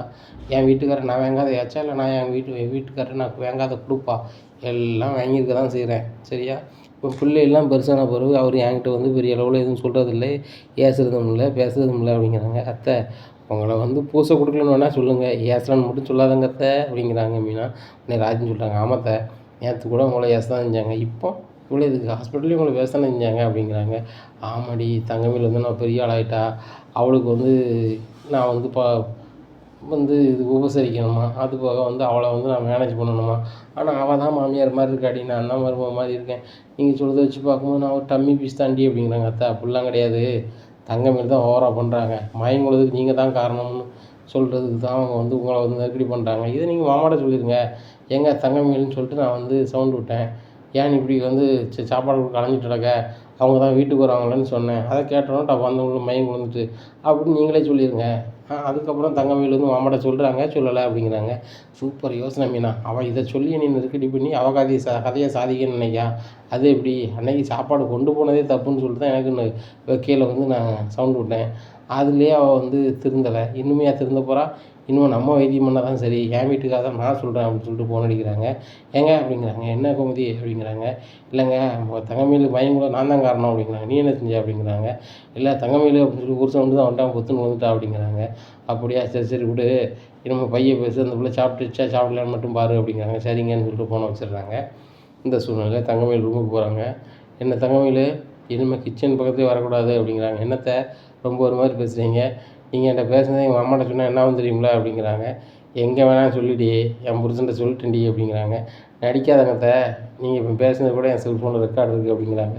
நீ ரெக்கார்டு எடு, வீடியோ எடு, என்ன வேணாலும் பண்ணு, உங்கள் மாமாட்ட கொண்டு போட்டு காமி, என்ன வேணாலும் பண்ணு. என் வீட்டுக்கார் வந்து முதல் உரிமை எனக்கு தான் கொடுப்பாரு. மருமகன்னு சொல்லி நீ தலையை தூக்கி வச்சாடணுன்னு ரொம்ப ஓவர் ஆடுதியா. இந்த ஆட்டம் ஆடாத, நிலைக்காது. இந்த ராஜீவ் மீனாவட்டி நான் நல்லா பேசுகிறேன்னா அந்த பிள்ளைகள்கிட்ட எந்த கல் கவடமும் இல்லை. அப்போ ஏற்பட்ட பிள்ளைகள்கிட்ட நான் பேசுகிறேன், அது உனக்கு பிடிக்கல. இதை வந்து சரவணன்ட்ட குறை பேசுகிறது, எல்லார்ட்டையும் குறை பேசுகிறது, இந்த மாதிரி ஜோலியாக இருக்க.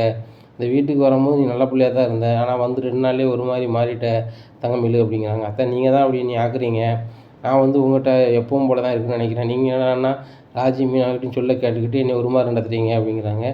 அந்த 2 பிள்ளைகளும் எதுவுமே சொல்லலை. அவங்க சொன்னது இதுதான், கடைக்கு அவங்க சாப்பாடு கொண்டு போனாங்கன்னா எப்படி அத்தை ரெஸ்ட்டு கிடைக்கும், அவங்க வீட்டில் இருக்கட்டும் வைக்கட்டும், நல்லா சமைக்கட்டும் வைக்கட்டும், அதை பற்றி ஒன்றும் கிடையாது. அவங்க வீட்டில் வந்து சாப்பிட்டு போகிறாங்க, மதியம் 1 மணி நேரம் ரெஸ்ட்டு கிடைக்கும்னு சொல்லிட்டு மீனா அவன் புருஷனுக்கு ரெஸ்ட்டு கிடைக்குன்னு அவள் சொல்கிறா.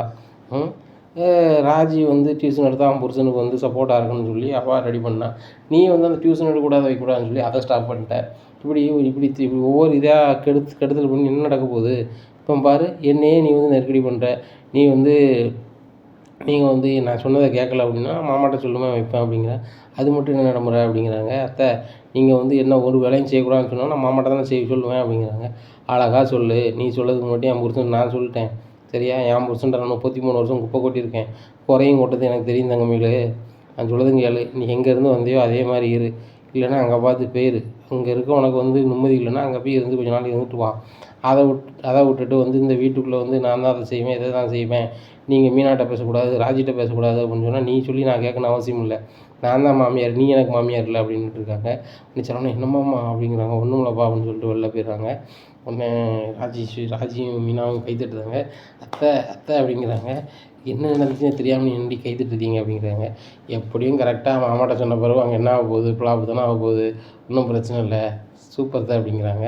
பிறகு என்ன மீனா, என்கிட்டயே வந்து பெரிய மனுஷி மாதிரி நீங்கள் வந்து பண்ணதை நான் சொல்லி கொடுத்துருவேன், என் விஷயத்துக்கு நீங்கள் தள்ளடாங்க அப்படி இப்படின்னா அப்படின்னுட்டு இருக்காங்க. இந்த சூழ்நிலையில் சரவணன் வந்து தங்கமயில் தலைமாட்டில் உட்காந்துருக்காங்க. தங்கமயில் உனக்கு ஜூஸ் போட்டுருக்கேன் குடி அப்படிங்கிறாங்க.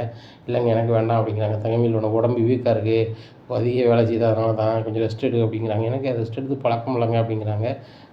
தங்கமயில் இன்னும் பழகிக்கா, நான் கூட இன்னும் 2 நாள் லீவ் போடலான்னு இருக்கேன், அவங்க தலைமாட்டில் தான் இருக்க போகிறேன் அப்படிங்கிறாங்க. ஏங்க நீங்கள் தானே சொன்னீங்க ஏதாவது தேனியளவு போயிட்டு வரணும்னு சொல்லிட்டு அப்படிங்கிறாங்க. தங்கமயில் உனக்கு தான் உடம்பு சரியில்லையே அப்படிங்கிறாங்க. உடனே ஏங்க இதெல்லாம் ஒரு இதாக, நம்ம வந்து போயிட்டு வரலாங்க அப்படிங்கிறாங்க. அப்பா தான் சொன்னாங்க, அப்பா வரட்டும், அப்பாட்ட கேட்டு செய்வோம் அப்படி இப்படின்ட்டு இருக்காங்க. எங்கள் மாமாட்ட அந்த ஊருக்கு எந்த ஊருக்கு போகணுன்னு சொல்லி வேணால் நம்ம கேட்டுப்போம், ஆனால் நம்ம 2 பேர் மட்டும் தனியாக தான் போகணும் அப்படிங்கிறாங்க.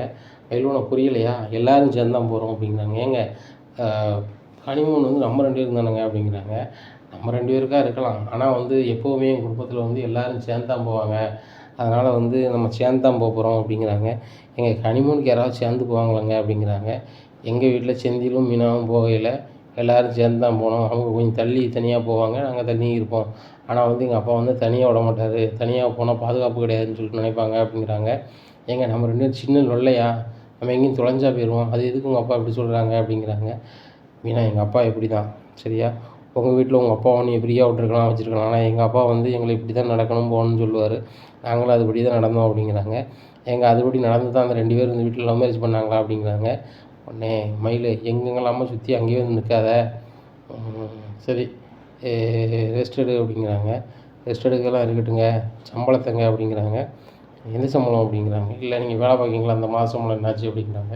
அதெல்லாம் நான் கொடுத்துட்டேன் அப்படிங்க. என்கிட்ட கொடுத்தீங்களா அப்படிங்கிறாங்க. உன்கிட்ட கொடுக்கல நான் அப்பாட்ட கொடுத்துட்டேன் அப்படிங்கிறாங்க. ஏங்க நான் ஹாஸ்பிட்டல் போய்ட்டு வர வரைக்கும் நீங்கள் உங்கள் அப்பாட்ட கொடுக்கவே இல்லையா அப்படிங்கிறாங்க. நான் ஹாஸ்பிட்டலே கொடுத்தேன் மயிலு அப்பாட்ட, என்கிட்ட தான் செலவாயிருன்னு சொல்லிட்டு அப்பாட்ட கொடுத்துட்டேன் அப்படிங்கிறாங்க. உங்கள்கிட்ட என்ன சொன்னேன், இந்த காசு வந்து என்கிட்ட தாங்க, கதிருக்கு சொன்ன மாதிரி வந்து 16,000 கொடுத்தா போதும்னு சொன்னோம்ல அப்படிங்கிறாங்க. மீனா நீ மயிலு நீ சொன்ன, அது எனக்கு மறந்துட்டு கொடுத்துட்டேன், சரி விடு எதுவும் தேவைன்னா அப்பாட்ட வாங்கிக்கலாம், இது வரைக்கும் அப்படி தான் செஞ்சுட்ருக்கேன் அப்படிங்கிறாங்க. ஏங்க எனக்கு உடம்பு சரியில்லை, ஆத்திர அவசரத்துக்கு ஹாஸ்பிட்டல் கூட்டி போனால் கூட உங்கள் அப்பாட்ட தானே கை கட்டி நிற்கணும் அப்படிங்கிறாங்க. என் மேலே கை கட்டி நிற்கணும், ஹாஸ்பிட்டல் போகணுன்னு சொன்னால் எங்கள் அப்பா பணத்தை உடனே தர போகிறாரு. அப்படியே எங்கள் அப்பா வீட்டில் இல்லைனாலும் கடையில் போனால் செந்தியில் யாராவது இருப்பாங்க, பணத்தை தர போகிறாங்க, செந்தில் வாங்கினாலும் எழுதி வைக்க போகிறாங்க, இதில் என்ன இருக்குது அப்படிங்கிறாங்க. ஏங்க நம்ம கையில் பணம் தான் இருந்தாங்க நம்மளுக்கு நல்லது, நீங்கள் சம்பளம் எடுத்ததுக்கு உங்கள் அப்பாட்ட கொடுத்தீங்க, நான் தான் சொன்னோம்ல உங்கள் அப்பாட்ட கொடுக்காதீங்க வைக்காதீங்கன்னு சொல்லிட்டு அப்படிங்கிறாங்க. எல்லாமே விடு அடுத்த மாதத்துலேருந்து அப்பாட்ட பேசி என்ன பார்க்குறேன் அப்படிங்கிறாங்க. இல்லைங்க 6,000 மட்டும் எடுத்து மீதி பணத்தை நான் அம்மாட்ட கேட்க போகிறேன் அப்படிங்கிறாங்க. மயில் தயவு செய்து அப்பாட்ட கேட்டுறாத, அப்பா ரொம்ப ஃபீல் பண்ணுவாங்க, உனக்கு ஒன்றுன்னா டபார்னு ஆஸ்பத்திரி கூட்டி போய் 5,000 செலவு பண்ணி கொண்டு வராங்க, நீ சாப்பிடலை, உனக்கு என்ன நாடி திருப்பி என்னென்னு பார்த்துட்டு சொன்னான்னா கூட சாப்பிட்டா கூட உனக்கு சரியாக இருப்பானா, 5,000 போனாலும் பரவாயில்லன்னு சொல்லி மருமகளை காப்பாற்றி கொண்டு வீட்டில் விட்டுதாரு. இப்பேற்பட்ட மாமாட்ட வந்து நீ வந்து பணம் தான் பெரிய விஷயம், பணம் வந்து 6,000 எடுத்துகிட்டு மீதி பணத்தை தாங்கன்னு சொன்னால் எங்கள் அப்பா ரொம்ப ஃபீல் பண்ணுவார், அதனால் அப்படி மட்டும் கேட்டுறாத அப்படிங்கிறாங்க.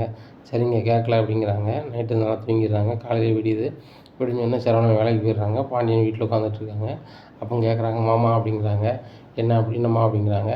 6,000 எடுத்துகிட்டு மீதி பணத்தை என் வீட்டுக்கார சம்பளத்தை தாங்க அப்படிங்கிறாங்க. எதுக்குமா அப்படிங்கிறாங்க. இல்லைம்மாம்மா மீனா வேலைக்கு போகிறாங்க, அந்த சம்பளத்தை ஒதுக்குறாங்க, கதிர் வந்து வேலைக்கு போகிறாங்க, 6,000 அவங்கள்ட்ட தராங்க, மீதியை ஒதுக்குறாங்க அப்படிங்கிறாங்க. என் வீட்டுக்காரர் மட்டும் ஃபுல்லாக தராரு அப்படிங்கிறாங்க. உடனே சொல்கிறாரு பாண்டியன், கடையில் வந்து செந்தில் வந்து அப்படி வேலை பார்க்குறான் சரியா, அந்த பிள்ளை வேலை பார்க்குற சம்பளத்தை கூட வீட்டில் கொடுக்கணும்னு சொல்லிச்சு. நான் வந்து தான் அந்த பிள்ளை வந்து அடுத்த வீட்டிலேருந்து வந்த பிள்ளை, அந்த வீட்டு பணத்தை வந்து நம்ம சபையில் போடுறதோ இல்லைனா வந்து நான் பயன்படுத்துறது சரியாக இருக்காது. என் பிள்ளைகள் உழைச்சின்னா ரொட்டேஷனுக்கு யூஸ் பண்ணுவேன் என் பிள்ளைகள், ஆனால் வந்து மருமகமாருடைய பணத்தெல்லாம் யூஸ் பண்ணுறது கிடையாது அப்படி இப்படிங்கிறாங்க. இல்லைம்மா கதிர் மட்டும் 6,000 தருவான், என் வீட்டுக்காரர் மட்டும் ஃபுல் சம்பளத்தை தரணுமா,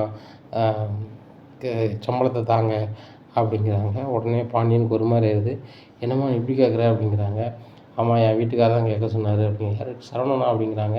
என் வீட்டுக்காரர் தான் கேட்க சொன்னார், எனக்கு வேலைக்கு நேரம் ஆயிடுச்சு, அப்பாட்ட பணத்தை வாங்கி வை, பணத்தை வாங்கி வச்சா தான் நம்மளுக்கு ஆகும், நாளைக்கு நம்மளுக்கு புள்ள குட்டின்னா நம்மளுக்கு வேணும்ல, அப்பாட்ட கொடுத்துட்டே இழுச்சிக்கிட்டு இருக்க முடியுமா, இத்தனை வருஷமாக எங்கள் அப்பா வாங்கி செலவு பண்ணிட்டாரு, இன்னும் வந்து பணம் வந்து அவர்கிட்ட கொடுக்கக்கூடாது, நான் ஏதோ சிந்தனை மாதிரி கொடுத்துட்டேன் அப்படி இப்படின்னுட்டுருக்காங்க. என் பாண்டியனுக்கு ரொம்பவே சோகமாகுது. ஏம்மா அவன் பணத்தை ஃபுல்லாமே வச்சுக்கோமான்னு சொல்லிட்டு கொடுத்துட்றாங்க. ஆமாம் அதெல்லாம் நான் விரும்பலை, இந்த 6,000 வச்சுக்கோங்க, இதை வச்சு வீட்டு செலவு பார்த்துக்கோங்க, எங்கள் 2 பேர்த்துக்கும் சாப்பாடு போட்டுருங்க அப்படிங்கிறாங்க. இந்த 6,000 வச்சு 2 பேருக்கும் சாப்பாடு போட்டுற முடியுமாம்மா அப்படிங்கிறாங்க. கதிர் இவ்வளோ தானே மாமா தரான், அதனால தான் நான் தர முடியும், கதிர் கூட 1,000 இருந்தாலும் நானும் கூட 1,000 தரேன் அப்படிங்கிறாங்க. உடனே பாண்டியன் சொல்கிறாரு, ஏம்மா மயில் நீ வந்ததை நினச்சி இந்த வீட்டில் பெருமைப்பட்டேன், ஆனால் இப்படி என்னம்மா பேசுகிற, அவன் வந்து பார்ட் டயத்தில் வேலை பார்க்குறான், அவனால் முடிஞ்சதை கொடுக்குறான், செந்தில் எப்போவுமே வேலைக்கு போய்ட்டு என்கிட்ட தான் கொடுப்பான், இப்போ பணத்தை என்கிட்ட தரணும்னு நான் சொல்ல கிடையாது, ஆனால் வந்து இந்த கூட்டு குடும்பத்தை வந்து நீ சிதைச்சிடாதம்மா அப்படிங்கிறாங்க.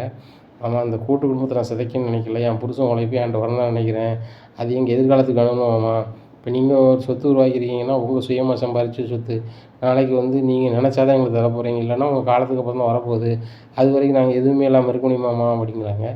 அப்போ தான் வந்து பாண்டியனுக்கு சிரிப்பு கொடுத்தது. செந்தில் நம்மகிட்ட ரொம்ப நாளாக வேலை பார்க்குறான், அவனுக்கு வந்து கல்யாணம் ஆன பிறகு நம்ம சம்பளமும் ஏதோ கொடுக்கல, அவன் பொண்டாட்டியை கூப்பிட்டு வெளியூர் போகும்போது கூட வந்து 1000 காசு அவன்கிட்ட இல்லை, நம்ம கொடுத்து விடுதோம், இப்படிலாம் இருக்குது. ஆனால் வந்து இந்த மயில் பிள்ளை வந்து கொஞ்ச நாள் கூட ஆகலை, அதுக்குள்ளே என் புருஷன் சம்பளம் என்கிட்ட வரணும், நாங்கள் தான் செலவு பண்ணோம் அப்படி இப்படின்னு சொல்கிறது, இன்னுமெல்லாம் சரியாக இருக்கணும், எல்லாருக்குமே சம்பளத்தை கொடுத்துடணும் அப்படின்னு நினைக்கிறாங்க பாண்டியன். இப்போ கடைக்கு போனோன்னே செந்தில் இன்னும் வந்து தினம் உனக்கு நான் சம்பளம் தந்துடுவேன் அப்படிங்கிறான். அப்பா எனக்கெலாம் எதுக்குப்பா சம்பளம் அப்படிங்கிறாங்க. இல்லைடா இன்னொருத்தனை அதில் வேலைக்கு வச்சுருந்தாலும் அதில் சம்பளம் கொடுக்கணும்ல, அதே சம்பளத்தை தந்துடுவேன், தினம் கூலியை தந்துடுவேன், உனக்கும் பழனிக்கு நான் தந்துடுவேன். மச்சான் நீங்கள் தான் எனக்கு தந்துட்டுருக்கீங்களா அப்படிங்கிறாங்க. இல்லைடா உனக்கு தந்துட்டுருக்கேன், நீ கம்மியான சம்பளம் வாங்கிட்டு இருக்க, உனக்கு கூட ஒரு 150 ரூபா வச்சு கொடுத்துட்றேன், அதே மாதிரி செந்திலுக்கும் கொடுத்துட்றேன் அப்படிங்கிறாங்க. மச்சான் இது மாதிரி இப்போ அறிவிப்பாக இருக்க அப்படிங்கிறாங்க. உண்மையில் தான் அவனுக்கு எதுவும் செலவு இருக்குங்களா, நாளைக்கு அவன் புள்ள குட்டிக்கு சேர்க்கணும்ல, தங்கமயில் உள்ளே வந்தால் நான் புரிய வச்சுட்டு அப்படிங்கிறாங்க. என்னது மச்சான் சொல்கிறீங்க அப்படிங்கிறாங்க.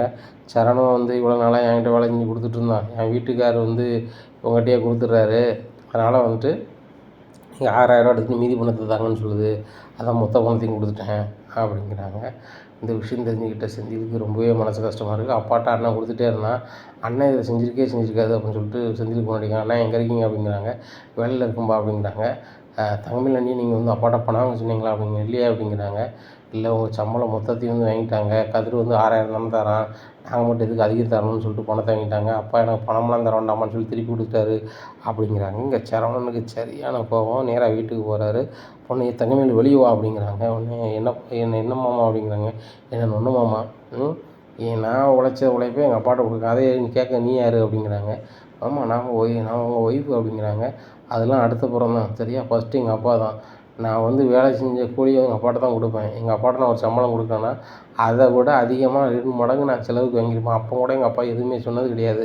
நீ வந்து இவ்வளோ நாள் தான் இருக்குது, அதுக்குள்ளே இந்த குடும்பத்தை பிடிக்குன்னு நினச்சா இது நடக்காது. நீ வந்த இடத்துக்கே நீ போக வேண்டியிருக்கும். பேசாமல் இங்கே இருந்து உனக்கு ஒரி பண்ணதை விட உங்கள் வீட்டுக்கே போய் சேர்ந்துரு அப்படி இப்படின்னுட்டு இருக்காங்க. அவனே கோமதி வராங்க. என்னடா பேசிகிட்டு இருக்க அப்படிங்கிறாங்க. பிறகு என்னம்மா ஏன் சம்பளத்தை அப்பாட்ட திருப்பி கேட்டிருக்கா அப்படிங்கிறாங்க. ஏன் மயில் இப்படி பண்ணிகிட்ருக்க, என் வீட்டுக்கார் ரொம்ப ஃபீல் பண்ணார்ல, இப்படி பண்ணாத வைக்காத அப்படிங்கிறாங்க. அத்தை உங்கள் வீட்டுக்கார் உழைக்காரு, அவர் அக்கௌண்ட்டில் பணம் இருக்குது.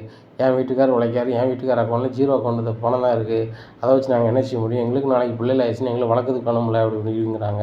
உடனே கோமதி சொல்கிறாங்க, அதுவும் சரிதாம்மா, ஆனால் வந்து நீ வந்து கூட்டு குடும்பத்தில் இருக்க, அந்த கூட்டு குடும்பத்தில் வந்து எப்படி இருக்கணுமோ அப்படி தான் இருக்கணும் அப்படிங்கிறாங்க. அத்தை அப்படி இருக்குன்னு அவசியமே இல்லை, என் வீட்டுக்காரர் நல்லா உழைக்காரு, என்ன சொத்து இருக்குது, இந்த சொத்தை சமப்பங்க பிரித்து கொடுக்க சொல்லுங்கள், நாங்கள் தனியாக போய் இருக்கோம் அப்படிங்கிறாங்க. உடனே மயில் நீ மறந்துட்டேன்னு நினைக்கிறேன், இந்த சொத்து வந்து குடும்ப சொத்து கிடையாது, என் வீட்டுக்காரர் நானும் பாடுபட்டு சேர்த்த சொத்து. இந்த சொத்தை வந்து என் வீட்டுக்காரோ நானாக வந்து விருப்பப்பட்டாலும் தான் கொடுப்போம். நீ வந்து கொடுத்தே ஆகணும்னு சொல்லும் போது வந்து அது சரி வராதுமா அப்படிங்கிறாங்க. அத்தை நான் அதை சொல்ல வரல அப்படின்னு சொல்லிட்டு தங்கமயில் அப்படி சமாளிக்கிறாங்க. உடனே கோமேட்டு சரவணன் சொல்கிறாங்க, எம்மாங்க பாருங்கள், இவன் ரொம்ப ஓவராக பண்ணால் அந்த வீட்டை விட்டு அனுப்பி விட்ருங்கம்மா, ஒழுங்காக இருந்தால் மட்டும் இங்கே வீட்டில் இருக்க சொல்லு அப்படின்னு சொல்லிட்டு கிளம்புறாரு. நேற்று நான் எப்படின்னு சொல்லிட்டேன், அவர் சம்பளத்தை தானே கேட்டேன், நான் கேட்டோன்னே மாமா தந்துட்டாங்க, இதுக்கு எது இவர் இப்படி பேசிகிட்ருக்காரு வச்சிட்ருக்காரு அப்படிங்கிறாங்க.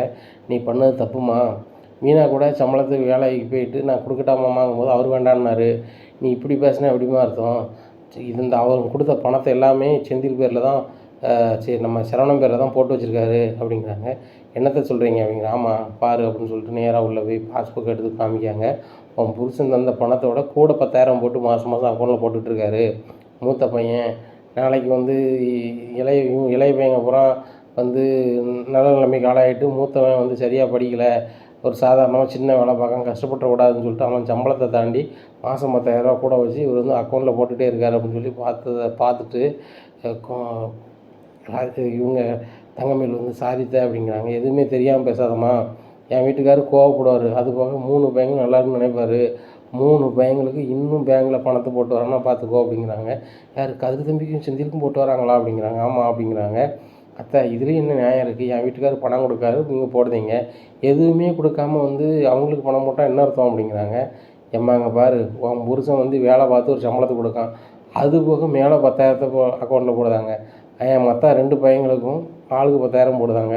இங்கே பாரு, என் பையன் 3 பேருமே என் வீட்டுக்காருக்கு ஒன்று தான், எனக்கு ஒன்று தான், நீ வந்து உன் புருஷன் மட்டும் உயர்ந்தது மற்றவங்களாம் தாழ்ந்ததுன்னு நினைக்காத தங்கமயில், அது நல்லது இல்லை அப்படிங்கிறாங்க. இல்லை நான் புரியாமல் தான் பேசிட்டேன், மாமாட்ட சொல்லுங்கள், நாங்கள் 2 பேரும் ஹனிமூன் போகணும், ஊட்டி இல்லை கொடைக்கானல் இல்லைன்னா சிம்லா, இந்த 3ல் ஏதாவது ஊருக்கு எங்களை அனுப்ப சொல்லுங்கள் அப்படிங்கிறாங்க. மீனா சிரிக்கிறாங்க. இங்கே ஹனிமூன்னு சொல்லி மாமாவுக்கு காது கடிச்சுன்னா தெரியும், எந்த கோயில் குளத்துக்கு கூட்டி போகிறாரோ, திருச்செந்தூரோ அல்லது பழனியோ அல்லது திருத்தணியோ, அவர் வேறு முருக பக்தன், எங்கேயாவது அங்கே தான் கூட்டி போவார் அப்படின்னு சொல்லிட்டு ரொம்பவே சிரிக்கிறாங்க. சிரிக்கிறத பார்த்தோன்னா ராஜி கேட்குறாங்க, என்னக்கா சிரிக்கிறீங்க அப்படிங்கிறாங்க. இல்லை தங்கமயில் சொன்னாங்க கேள்விப்பட்டியா, அவங்க ஹனிமூன் போகிறாங்களாம், சிம்லா போகிறாங்களாம், ஊட்டி போகிறாங்களாம், கொடைக்கானல் போகிறாங்களாம், இந்த ஊர்லாம் வந்து அவங்க 2 பேரும் தனியாகவே போகிறாங்களாம். அதெல்லாம் அந்த வீட்டில் நடக்குமா, மாமா வச்சது தான் வரிசை. என் கல்யாணத்தோட 60 ரூபாய்க்கு டிக்கெட் எடுத்துருந்தார், 30 ரூபா டிக்கெட்டு. இப்போ என்னன்னா அவங்க வந்து படம் பார்க்கறதுக்கே மாமா வந்து 1,200 செலவு பண்ணார், அவங்க அந்த ரேஞ்சுக்கு எதிர்பார்க்குறாங்க அப்படிங்கிறாங்க. அக்கா அதெல்லாம் இந்த வீட்டில் நடக்காதுல்லக்கா அப்படிங்கிறாங்க. ராஜி 100% நடக்காது, இந்த கதை ஃப்ளாப் தான் ஆகும் அப்படி இப்படின்னுக்கிட்டு இருக்காங்க. இங்கே சொன்ன கதிர் வேலைக்கு போய்ட்டு வர்றாரு. அப்போ கதிர் காலை பார்க்குறாங்க, கால் ரொம்பவே காய்ச்சிருக்கு. அப்போ ராஜி கேட்குறாங்க, காலையும் அப்படி இருக்குது அப்படிங்கிறாங்க. நடந்தே போய் டெலிவரி பண்ணால் அப்படி தான் இருக்கும், என்ன செய்ய முடியும், நம்ம வந்து வீட்டுக்கு வந்து இந்த மாதத்துலேருந்து அதிகமாக கொடுக்கணும்னு சொல்லியிருக்கோம். கொடுக்கலன்னா அப்பா வந்து ஒரு மாதிரி பேசுவார். அதனால தான் கால் என்னானாலும் சரி தான், கை என்னானாலும் சரி தான், உடம்பு என்னானாலும் சரி தான், எப்படியாவது வேலை செஞ்சு வீட்டுக்கு பணம் கொடுக்கணும் முடிவுக்கு வந்துட்டேன் அப்படிங்கிறாங்க. இங்கே ராஜிக்கு ரொம்பவே வருத்தமாக இருக்குது. நம்மளுக்காக வந்து ஒருத்தன் வந்து ரொம்ப மனசு சங்கடப்பட்டு வேலை பார்க்குறானே, கதிருக்கு நம்ம காலையாவது பிடிச்சி விடுவோம் அப்படின்னு சொல்லிட்டு காலை போய் பிடிக்கிறாங்க. என் காலெல்லாம் பிடிக்க வேண்டாம் அப்படிங்கிறாங்க. கதிர் உன் காலை வந்து ஆசைக்கு நான் பிடிக்கல, இப்படி நடந்தே நீ எனக்காக வேலை செஞ்சிட்ருக்க, அதான் பிடிச்சி விடுதேன், எத்தனாம் இரு அப்படிங்கிறாங்க. எனக்கு ஒன்றும் வேண்டாம் அப்படிங்கிறாங்க. எத்தனாம் இரு, இப்போ நான் வெந்நியை வச்சு உப்பு ஒத்தனம் கொடுக்குறேன், அது சரியாயிரும் அப்படிங்கிறாங்க. வெந்நி ஒத்தனம் கொடுக்குறாங்க. உடனே முதல்ல அப்படிங்கிறாங்க. அப்புறம் வந்துட்டு நீ ஒத்தனம் கொடுத்தது சுகமாகவும் இருக்குது, ரிலீஃபாகவும் இருக்குது அப்படிங்கிறாங்க. சரி, இனிமேல் நீ வந்து நடந்து போக வேண்டாம் அப்படிங்கிறாங்க. நடந்து போகாமல் பறந்தா போய் நான் சாப்பாடு டெலிவரி பண்ண முடியும் அப்படிங்கிறாங்க. இல்லை, அதுக்கு ஒரு வழி வச்சுருக்கேன், நாளைக்கு காலையில் அதுக்கு நான் சொல்கிறேன் அப்படிங்கிறாங்க. என்ன வழி வச்சுருக்க? நாளைக்கு காலையில் நீ மந்திரம் போட்டு பைக் வர வச்சுருவியா அப்படிங்கிறாங்க. ராஜி ரொம்பவே சிரிக்கிறாங்க. நம்ம தான் வந்து ஷோரூமில் பணத்தையே கட்டமே, நாளைக்கு பைக் வந்துடும், பைக்கு தூக்கி இவர்கிட்ட கொடுக்க போகிறோம், இவர் வந்து நல்லா ஜாலியாக சுற்ற போகிறாரு, நம்ம கார்டு வந்து வலிக்காது, நம்ம லவருக்கு நம்ம தானே கொடுக்கணும் அப்படின்னு சொல்லிட்டு மனசில் நினச்சி சிரிக்கிறாங்க. நீ என்னடி நீனே பேசி நீனே சிரிச்சிட்ருக்க அப்படிங்கிறாங்க. ஒன்றும் நீ தூங்கு அப்படிங்கிறாங்க. உடனே கதிர் தூங்கிடுறாரு. ராஜி மனசுக்குள்ளே ரொம்ப கற்பனையாக இருக்காங்க. நாளைக்கு பைக்கு கொடுக்க போகிறோம், நம்ம மேலே வந்து காதல் வரப்போகுது அப்படி இப்படின்னு சொல்லி நினைக்காங்க. காலையிலே பைக்கு வந்து வீட்டு வாசல் இருக்குது. வீட்டு வாசல்ன்றோன்னா கதிர் கேட்காரு, யார் பைக்கு ராஜி, புது பைக்காக இருக்குது அப்படிங்கிறாங்க. இது உங்கள் பைக்கு தான், உங்கள் பேர் போட்டிருக்கு பாருங்க அப்படிங்கிறாங்க. என் பேர் போட்டிருக்கா அப்படின்னு சொல்லிட்டு பார்க்குறாரு. கதிரை ஒன்று போட்டிருக்கு. இதை பார்த்தோன்னே கதிர், யார் ஸ்டிக்கர் ஒட்டியிருக்கா அப்படிங்கிறாங்க. நான் தான் ஒட்ட சொன்னேன் அப்படிங்கிறாங்க. உனக்கு ஏது பைக்கு அப்படிங்கிறாங்க. உங்களுக்காக தான் வாங்கினேன் அப்படிங்கிறாங்க. உன்கிட்ட காசு எது அப்படிங்கிறாங்க. இல்லை, ஒரு பொண்ணு நகையை விற்றுட்டேன் அப்படிங்கிறாங்க. ஏய் நீ லூஸா அப்படிங்கிறாங்க. நீ தான் லூஸு, எப்படி உனக்கு வேலைக்கு போது பைக் வேணும்னா தான் வாங்கினேன் அப்படிங்கிறாங்க. ஏற்கனவே உங்கள் அப்பாவும் எங்கள் அப்பாவும் வந்துட்டு உன் நகையை எடுத்து போய் நான் அம்பாக்கிட்டேன் வச்சுட்டேன்னு சொல்லிக்கிட்டு இருக்காங்க. இதில் நீ வேறு உங்கள் அம்மா 2வது வந்து நகையை வச்சு அதை விற்றோ அடை வச்சுன்னு எனக்கு பைக் வாங்கி வந்திருக்க, இது சரி வராது, பேசாமல் அந்த பைக் கொண்டு விட்டுட்டு நீ இப்போ நகையை வாங்கிட்டு வா அப்படிங்கிறாங்க. நீ சொல்கிற மாதிரிலாம் தரமாட்டாங்க இந்த கடையிலையும், டெலிவரி கொடுத்தா கொடுத்தது தான், வண்டி ஓம் பேரில் இருக்குது, ஐடி கொடுத்து எல்லாத்தையும் கொடுத்து ரெடி பண்ணியிருக்கு, அதனால் வேலைக்கு ஆகாது, அதனால் ஒழுங்காக அந்த பைக்கு நீ ஓட்டு, இந்த மாதத்துலேருந்து மாமாவுக்கு கூடுதலாக கொடுக்கணுன்ட்ருக்கேன், ஒழுங்காக கொடு, நான் கூட ஒரு வீட்டில் போய் டியூஷன் எடுக்கலான்னு இருக்கேன் அப்படிங்கிறாங்க. இன்னைக்கு கதிர் சொல்கிறாங்க, நீ அப்படி போயெல்லாம் கஷ்டப்பட வேண்டாம் அப்படிங்கிறாங்க. நான் வீக்கெண்டு தான், வாரத்தில் தான் போய் எடுக்க போகிறேன் அப்படிங்கிறாங்க. அதை நீ பேசாமல் வீட்லேயே எடுத்துருக்கலாம் அப்படிங்கிறாங்க. மாமா தான் எடுக்க வேண்டாம்னு சொல்லிட்டாங்களே அப்படிங்கிறாங்க. நான் எடுத்து தான் அவனு சொல்ல வேண்டியதுதானே, எங்கள் அப்பா நெஞ்சிட போகிறாரு அப்படின்னு சொல்லிட்டு சொல்கிறாங்க. உடனே அதுக்கெலாம் நம்ம வீட்டில் வாய்ப்பு இல்லை, மாமா சம்மதிக்க மாட்டாங்க அப்படிங்க. ஏன் சம்மதிக்க மாட்டாங்க, நான் பார்த்துக்கலாம் அப்படின்னு சொல்லிட்டு நேராக கடைக்கு போகிறாரு. எப்பா அப்படிங்கிறாங்க. உடனே என்ன அப்படிங்கிறாங்க. இந்த மாதிரி ராஜி வந்து டியூஷன் தான் எடுப்பா அப்படிங்கிறாங்க. டேய், ஏற்கனவே அந்த வீட்டில் ஒரு மாதிரி பேசிகிட்டு இருக்காங்க, ஏன் டியூஷன் எடுக்கணும் வைக்கணும் அப்படிங்கிறாங்க. என் முன்னாடி டியூஷன் எடுப்பா, அவள் எடுக்கக்கூடாது வைக்கக்கூடாதுன்னு சொல்லுறதுக்கு உரிமை எனக்கு மட்டும்தான் இருக்குது, இனிமேல் யாரும் அதை சொல்லாதீங்க, அவள் டியூஷன் எடுக்க தான் செய்வா அப்படிங்கிறாங்க. டேய், உன் முன்னாடி எடுப்பான்னா வேறு ஏதாவது ரூம் எடுத்து கொண்டு கொடு, என் வீட்டு வாசல் எடுக்கக்கூடாது அப்படிங்கிறாங்க. உடனே அங்கே எடுக்கக்கூடாதுன்னு சொல்லிட்டா நாங்கள் கோயில் குளத்தில் போய் கூட எடுப்போம் அப்படிங்கிறாங்க. உடனே ரொம்ப தும்பலாக பேசாத அப்படி நின்றுட்டுருக்காங்க. பாண்டியா ஓடு பாண்டியா அப்படிங்கிறாரு குமரேசன். இந்த சூழ்நிலையில் பார்த்தீங்கன்னா மாமா எவ்வளோ தும்மில் பேச போகிறான்னு அப்படிங்கிறாங்க. பாண்டியா, உனக்கு என்ன தும்முறு இருக்கோ அதே தும்முறு தான் எனக்கு அதுகிட்ட இருக்குது, பிரவியா நீ அவனை தப்பாக நினைக்க, அவன் பொண்டாட்டி வந்து உனக்கேன்னு நினைக்க, அதை நீ கெடுத்துக்கிற மாதிரி இருந்தோன்னே தாப்பானா இருந்தாலும் தப்பு அப்படின்னு சொல்லிட்டு போகிறான், அதை அப்படி எடுத்துக்க அப்படிங்கிறாங்க. ஆமாம், ரொம்ப கோபப்படுதானம்மா அப்படிங்கிறாங்க. எல்லாம் சரியாயிரும்பா அப்படிங்கிறாரு குமரேசன் பாண்டியங்கிட்ட. இனி என்ன நடக்கும் அப்படிங்கிறத பொறுத்து இருந்து பார்க்கலாம். மறக்காமல் நம்ம சேனல் லைக் அண்ட் சப்ஸ்கிரைப் பண்ணுங்கள். நன்றி, வணக்கம்.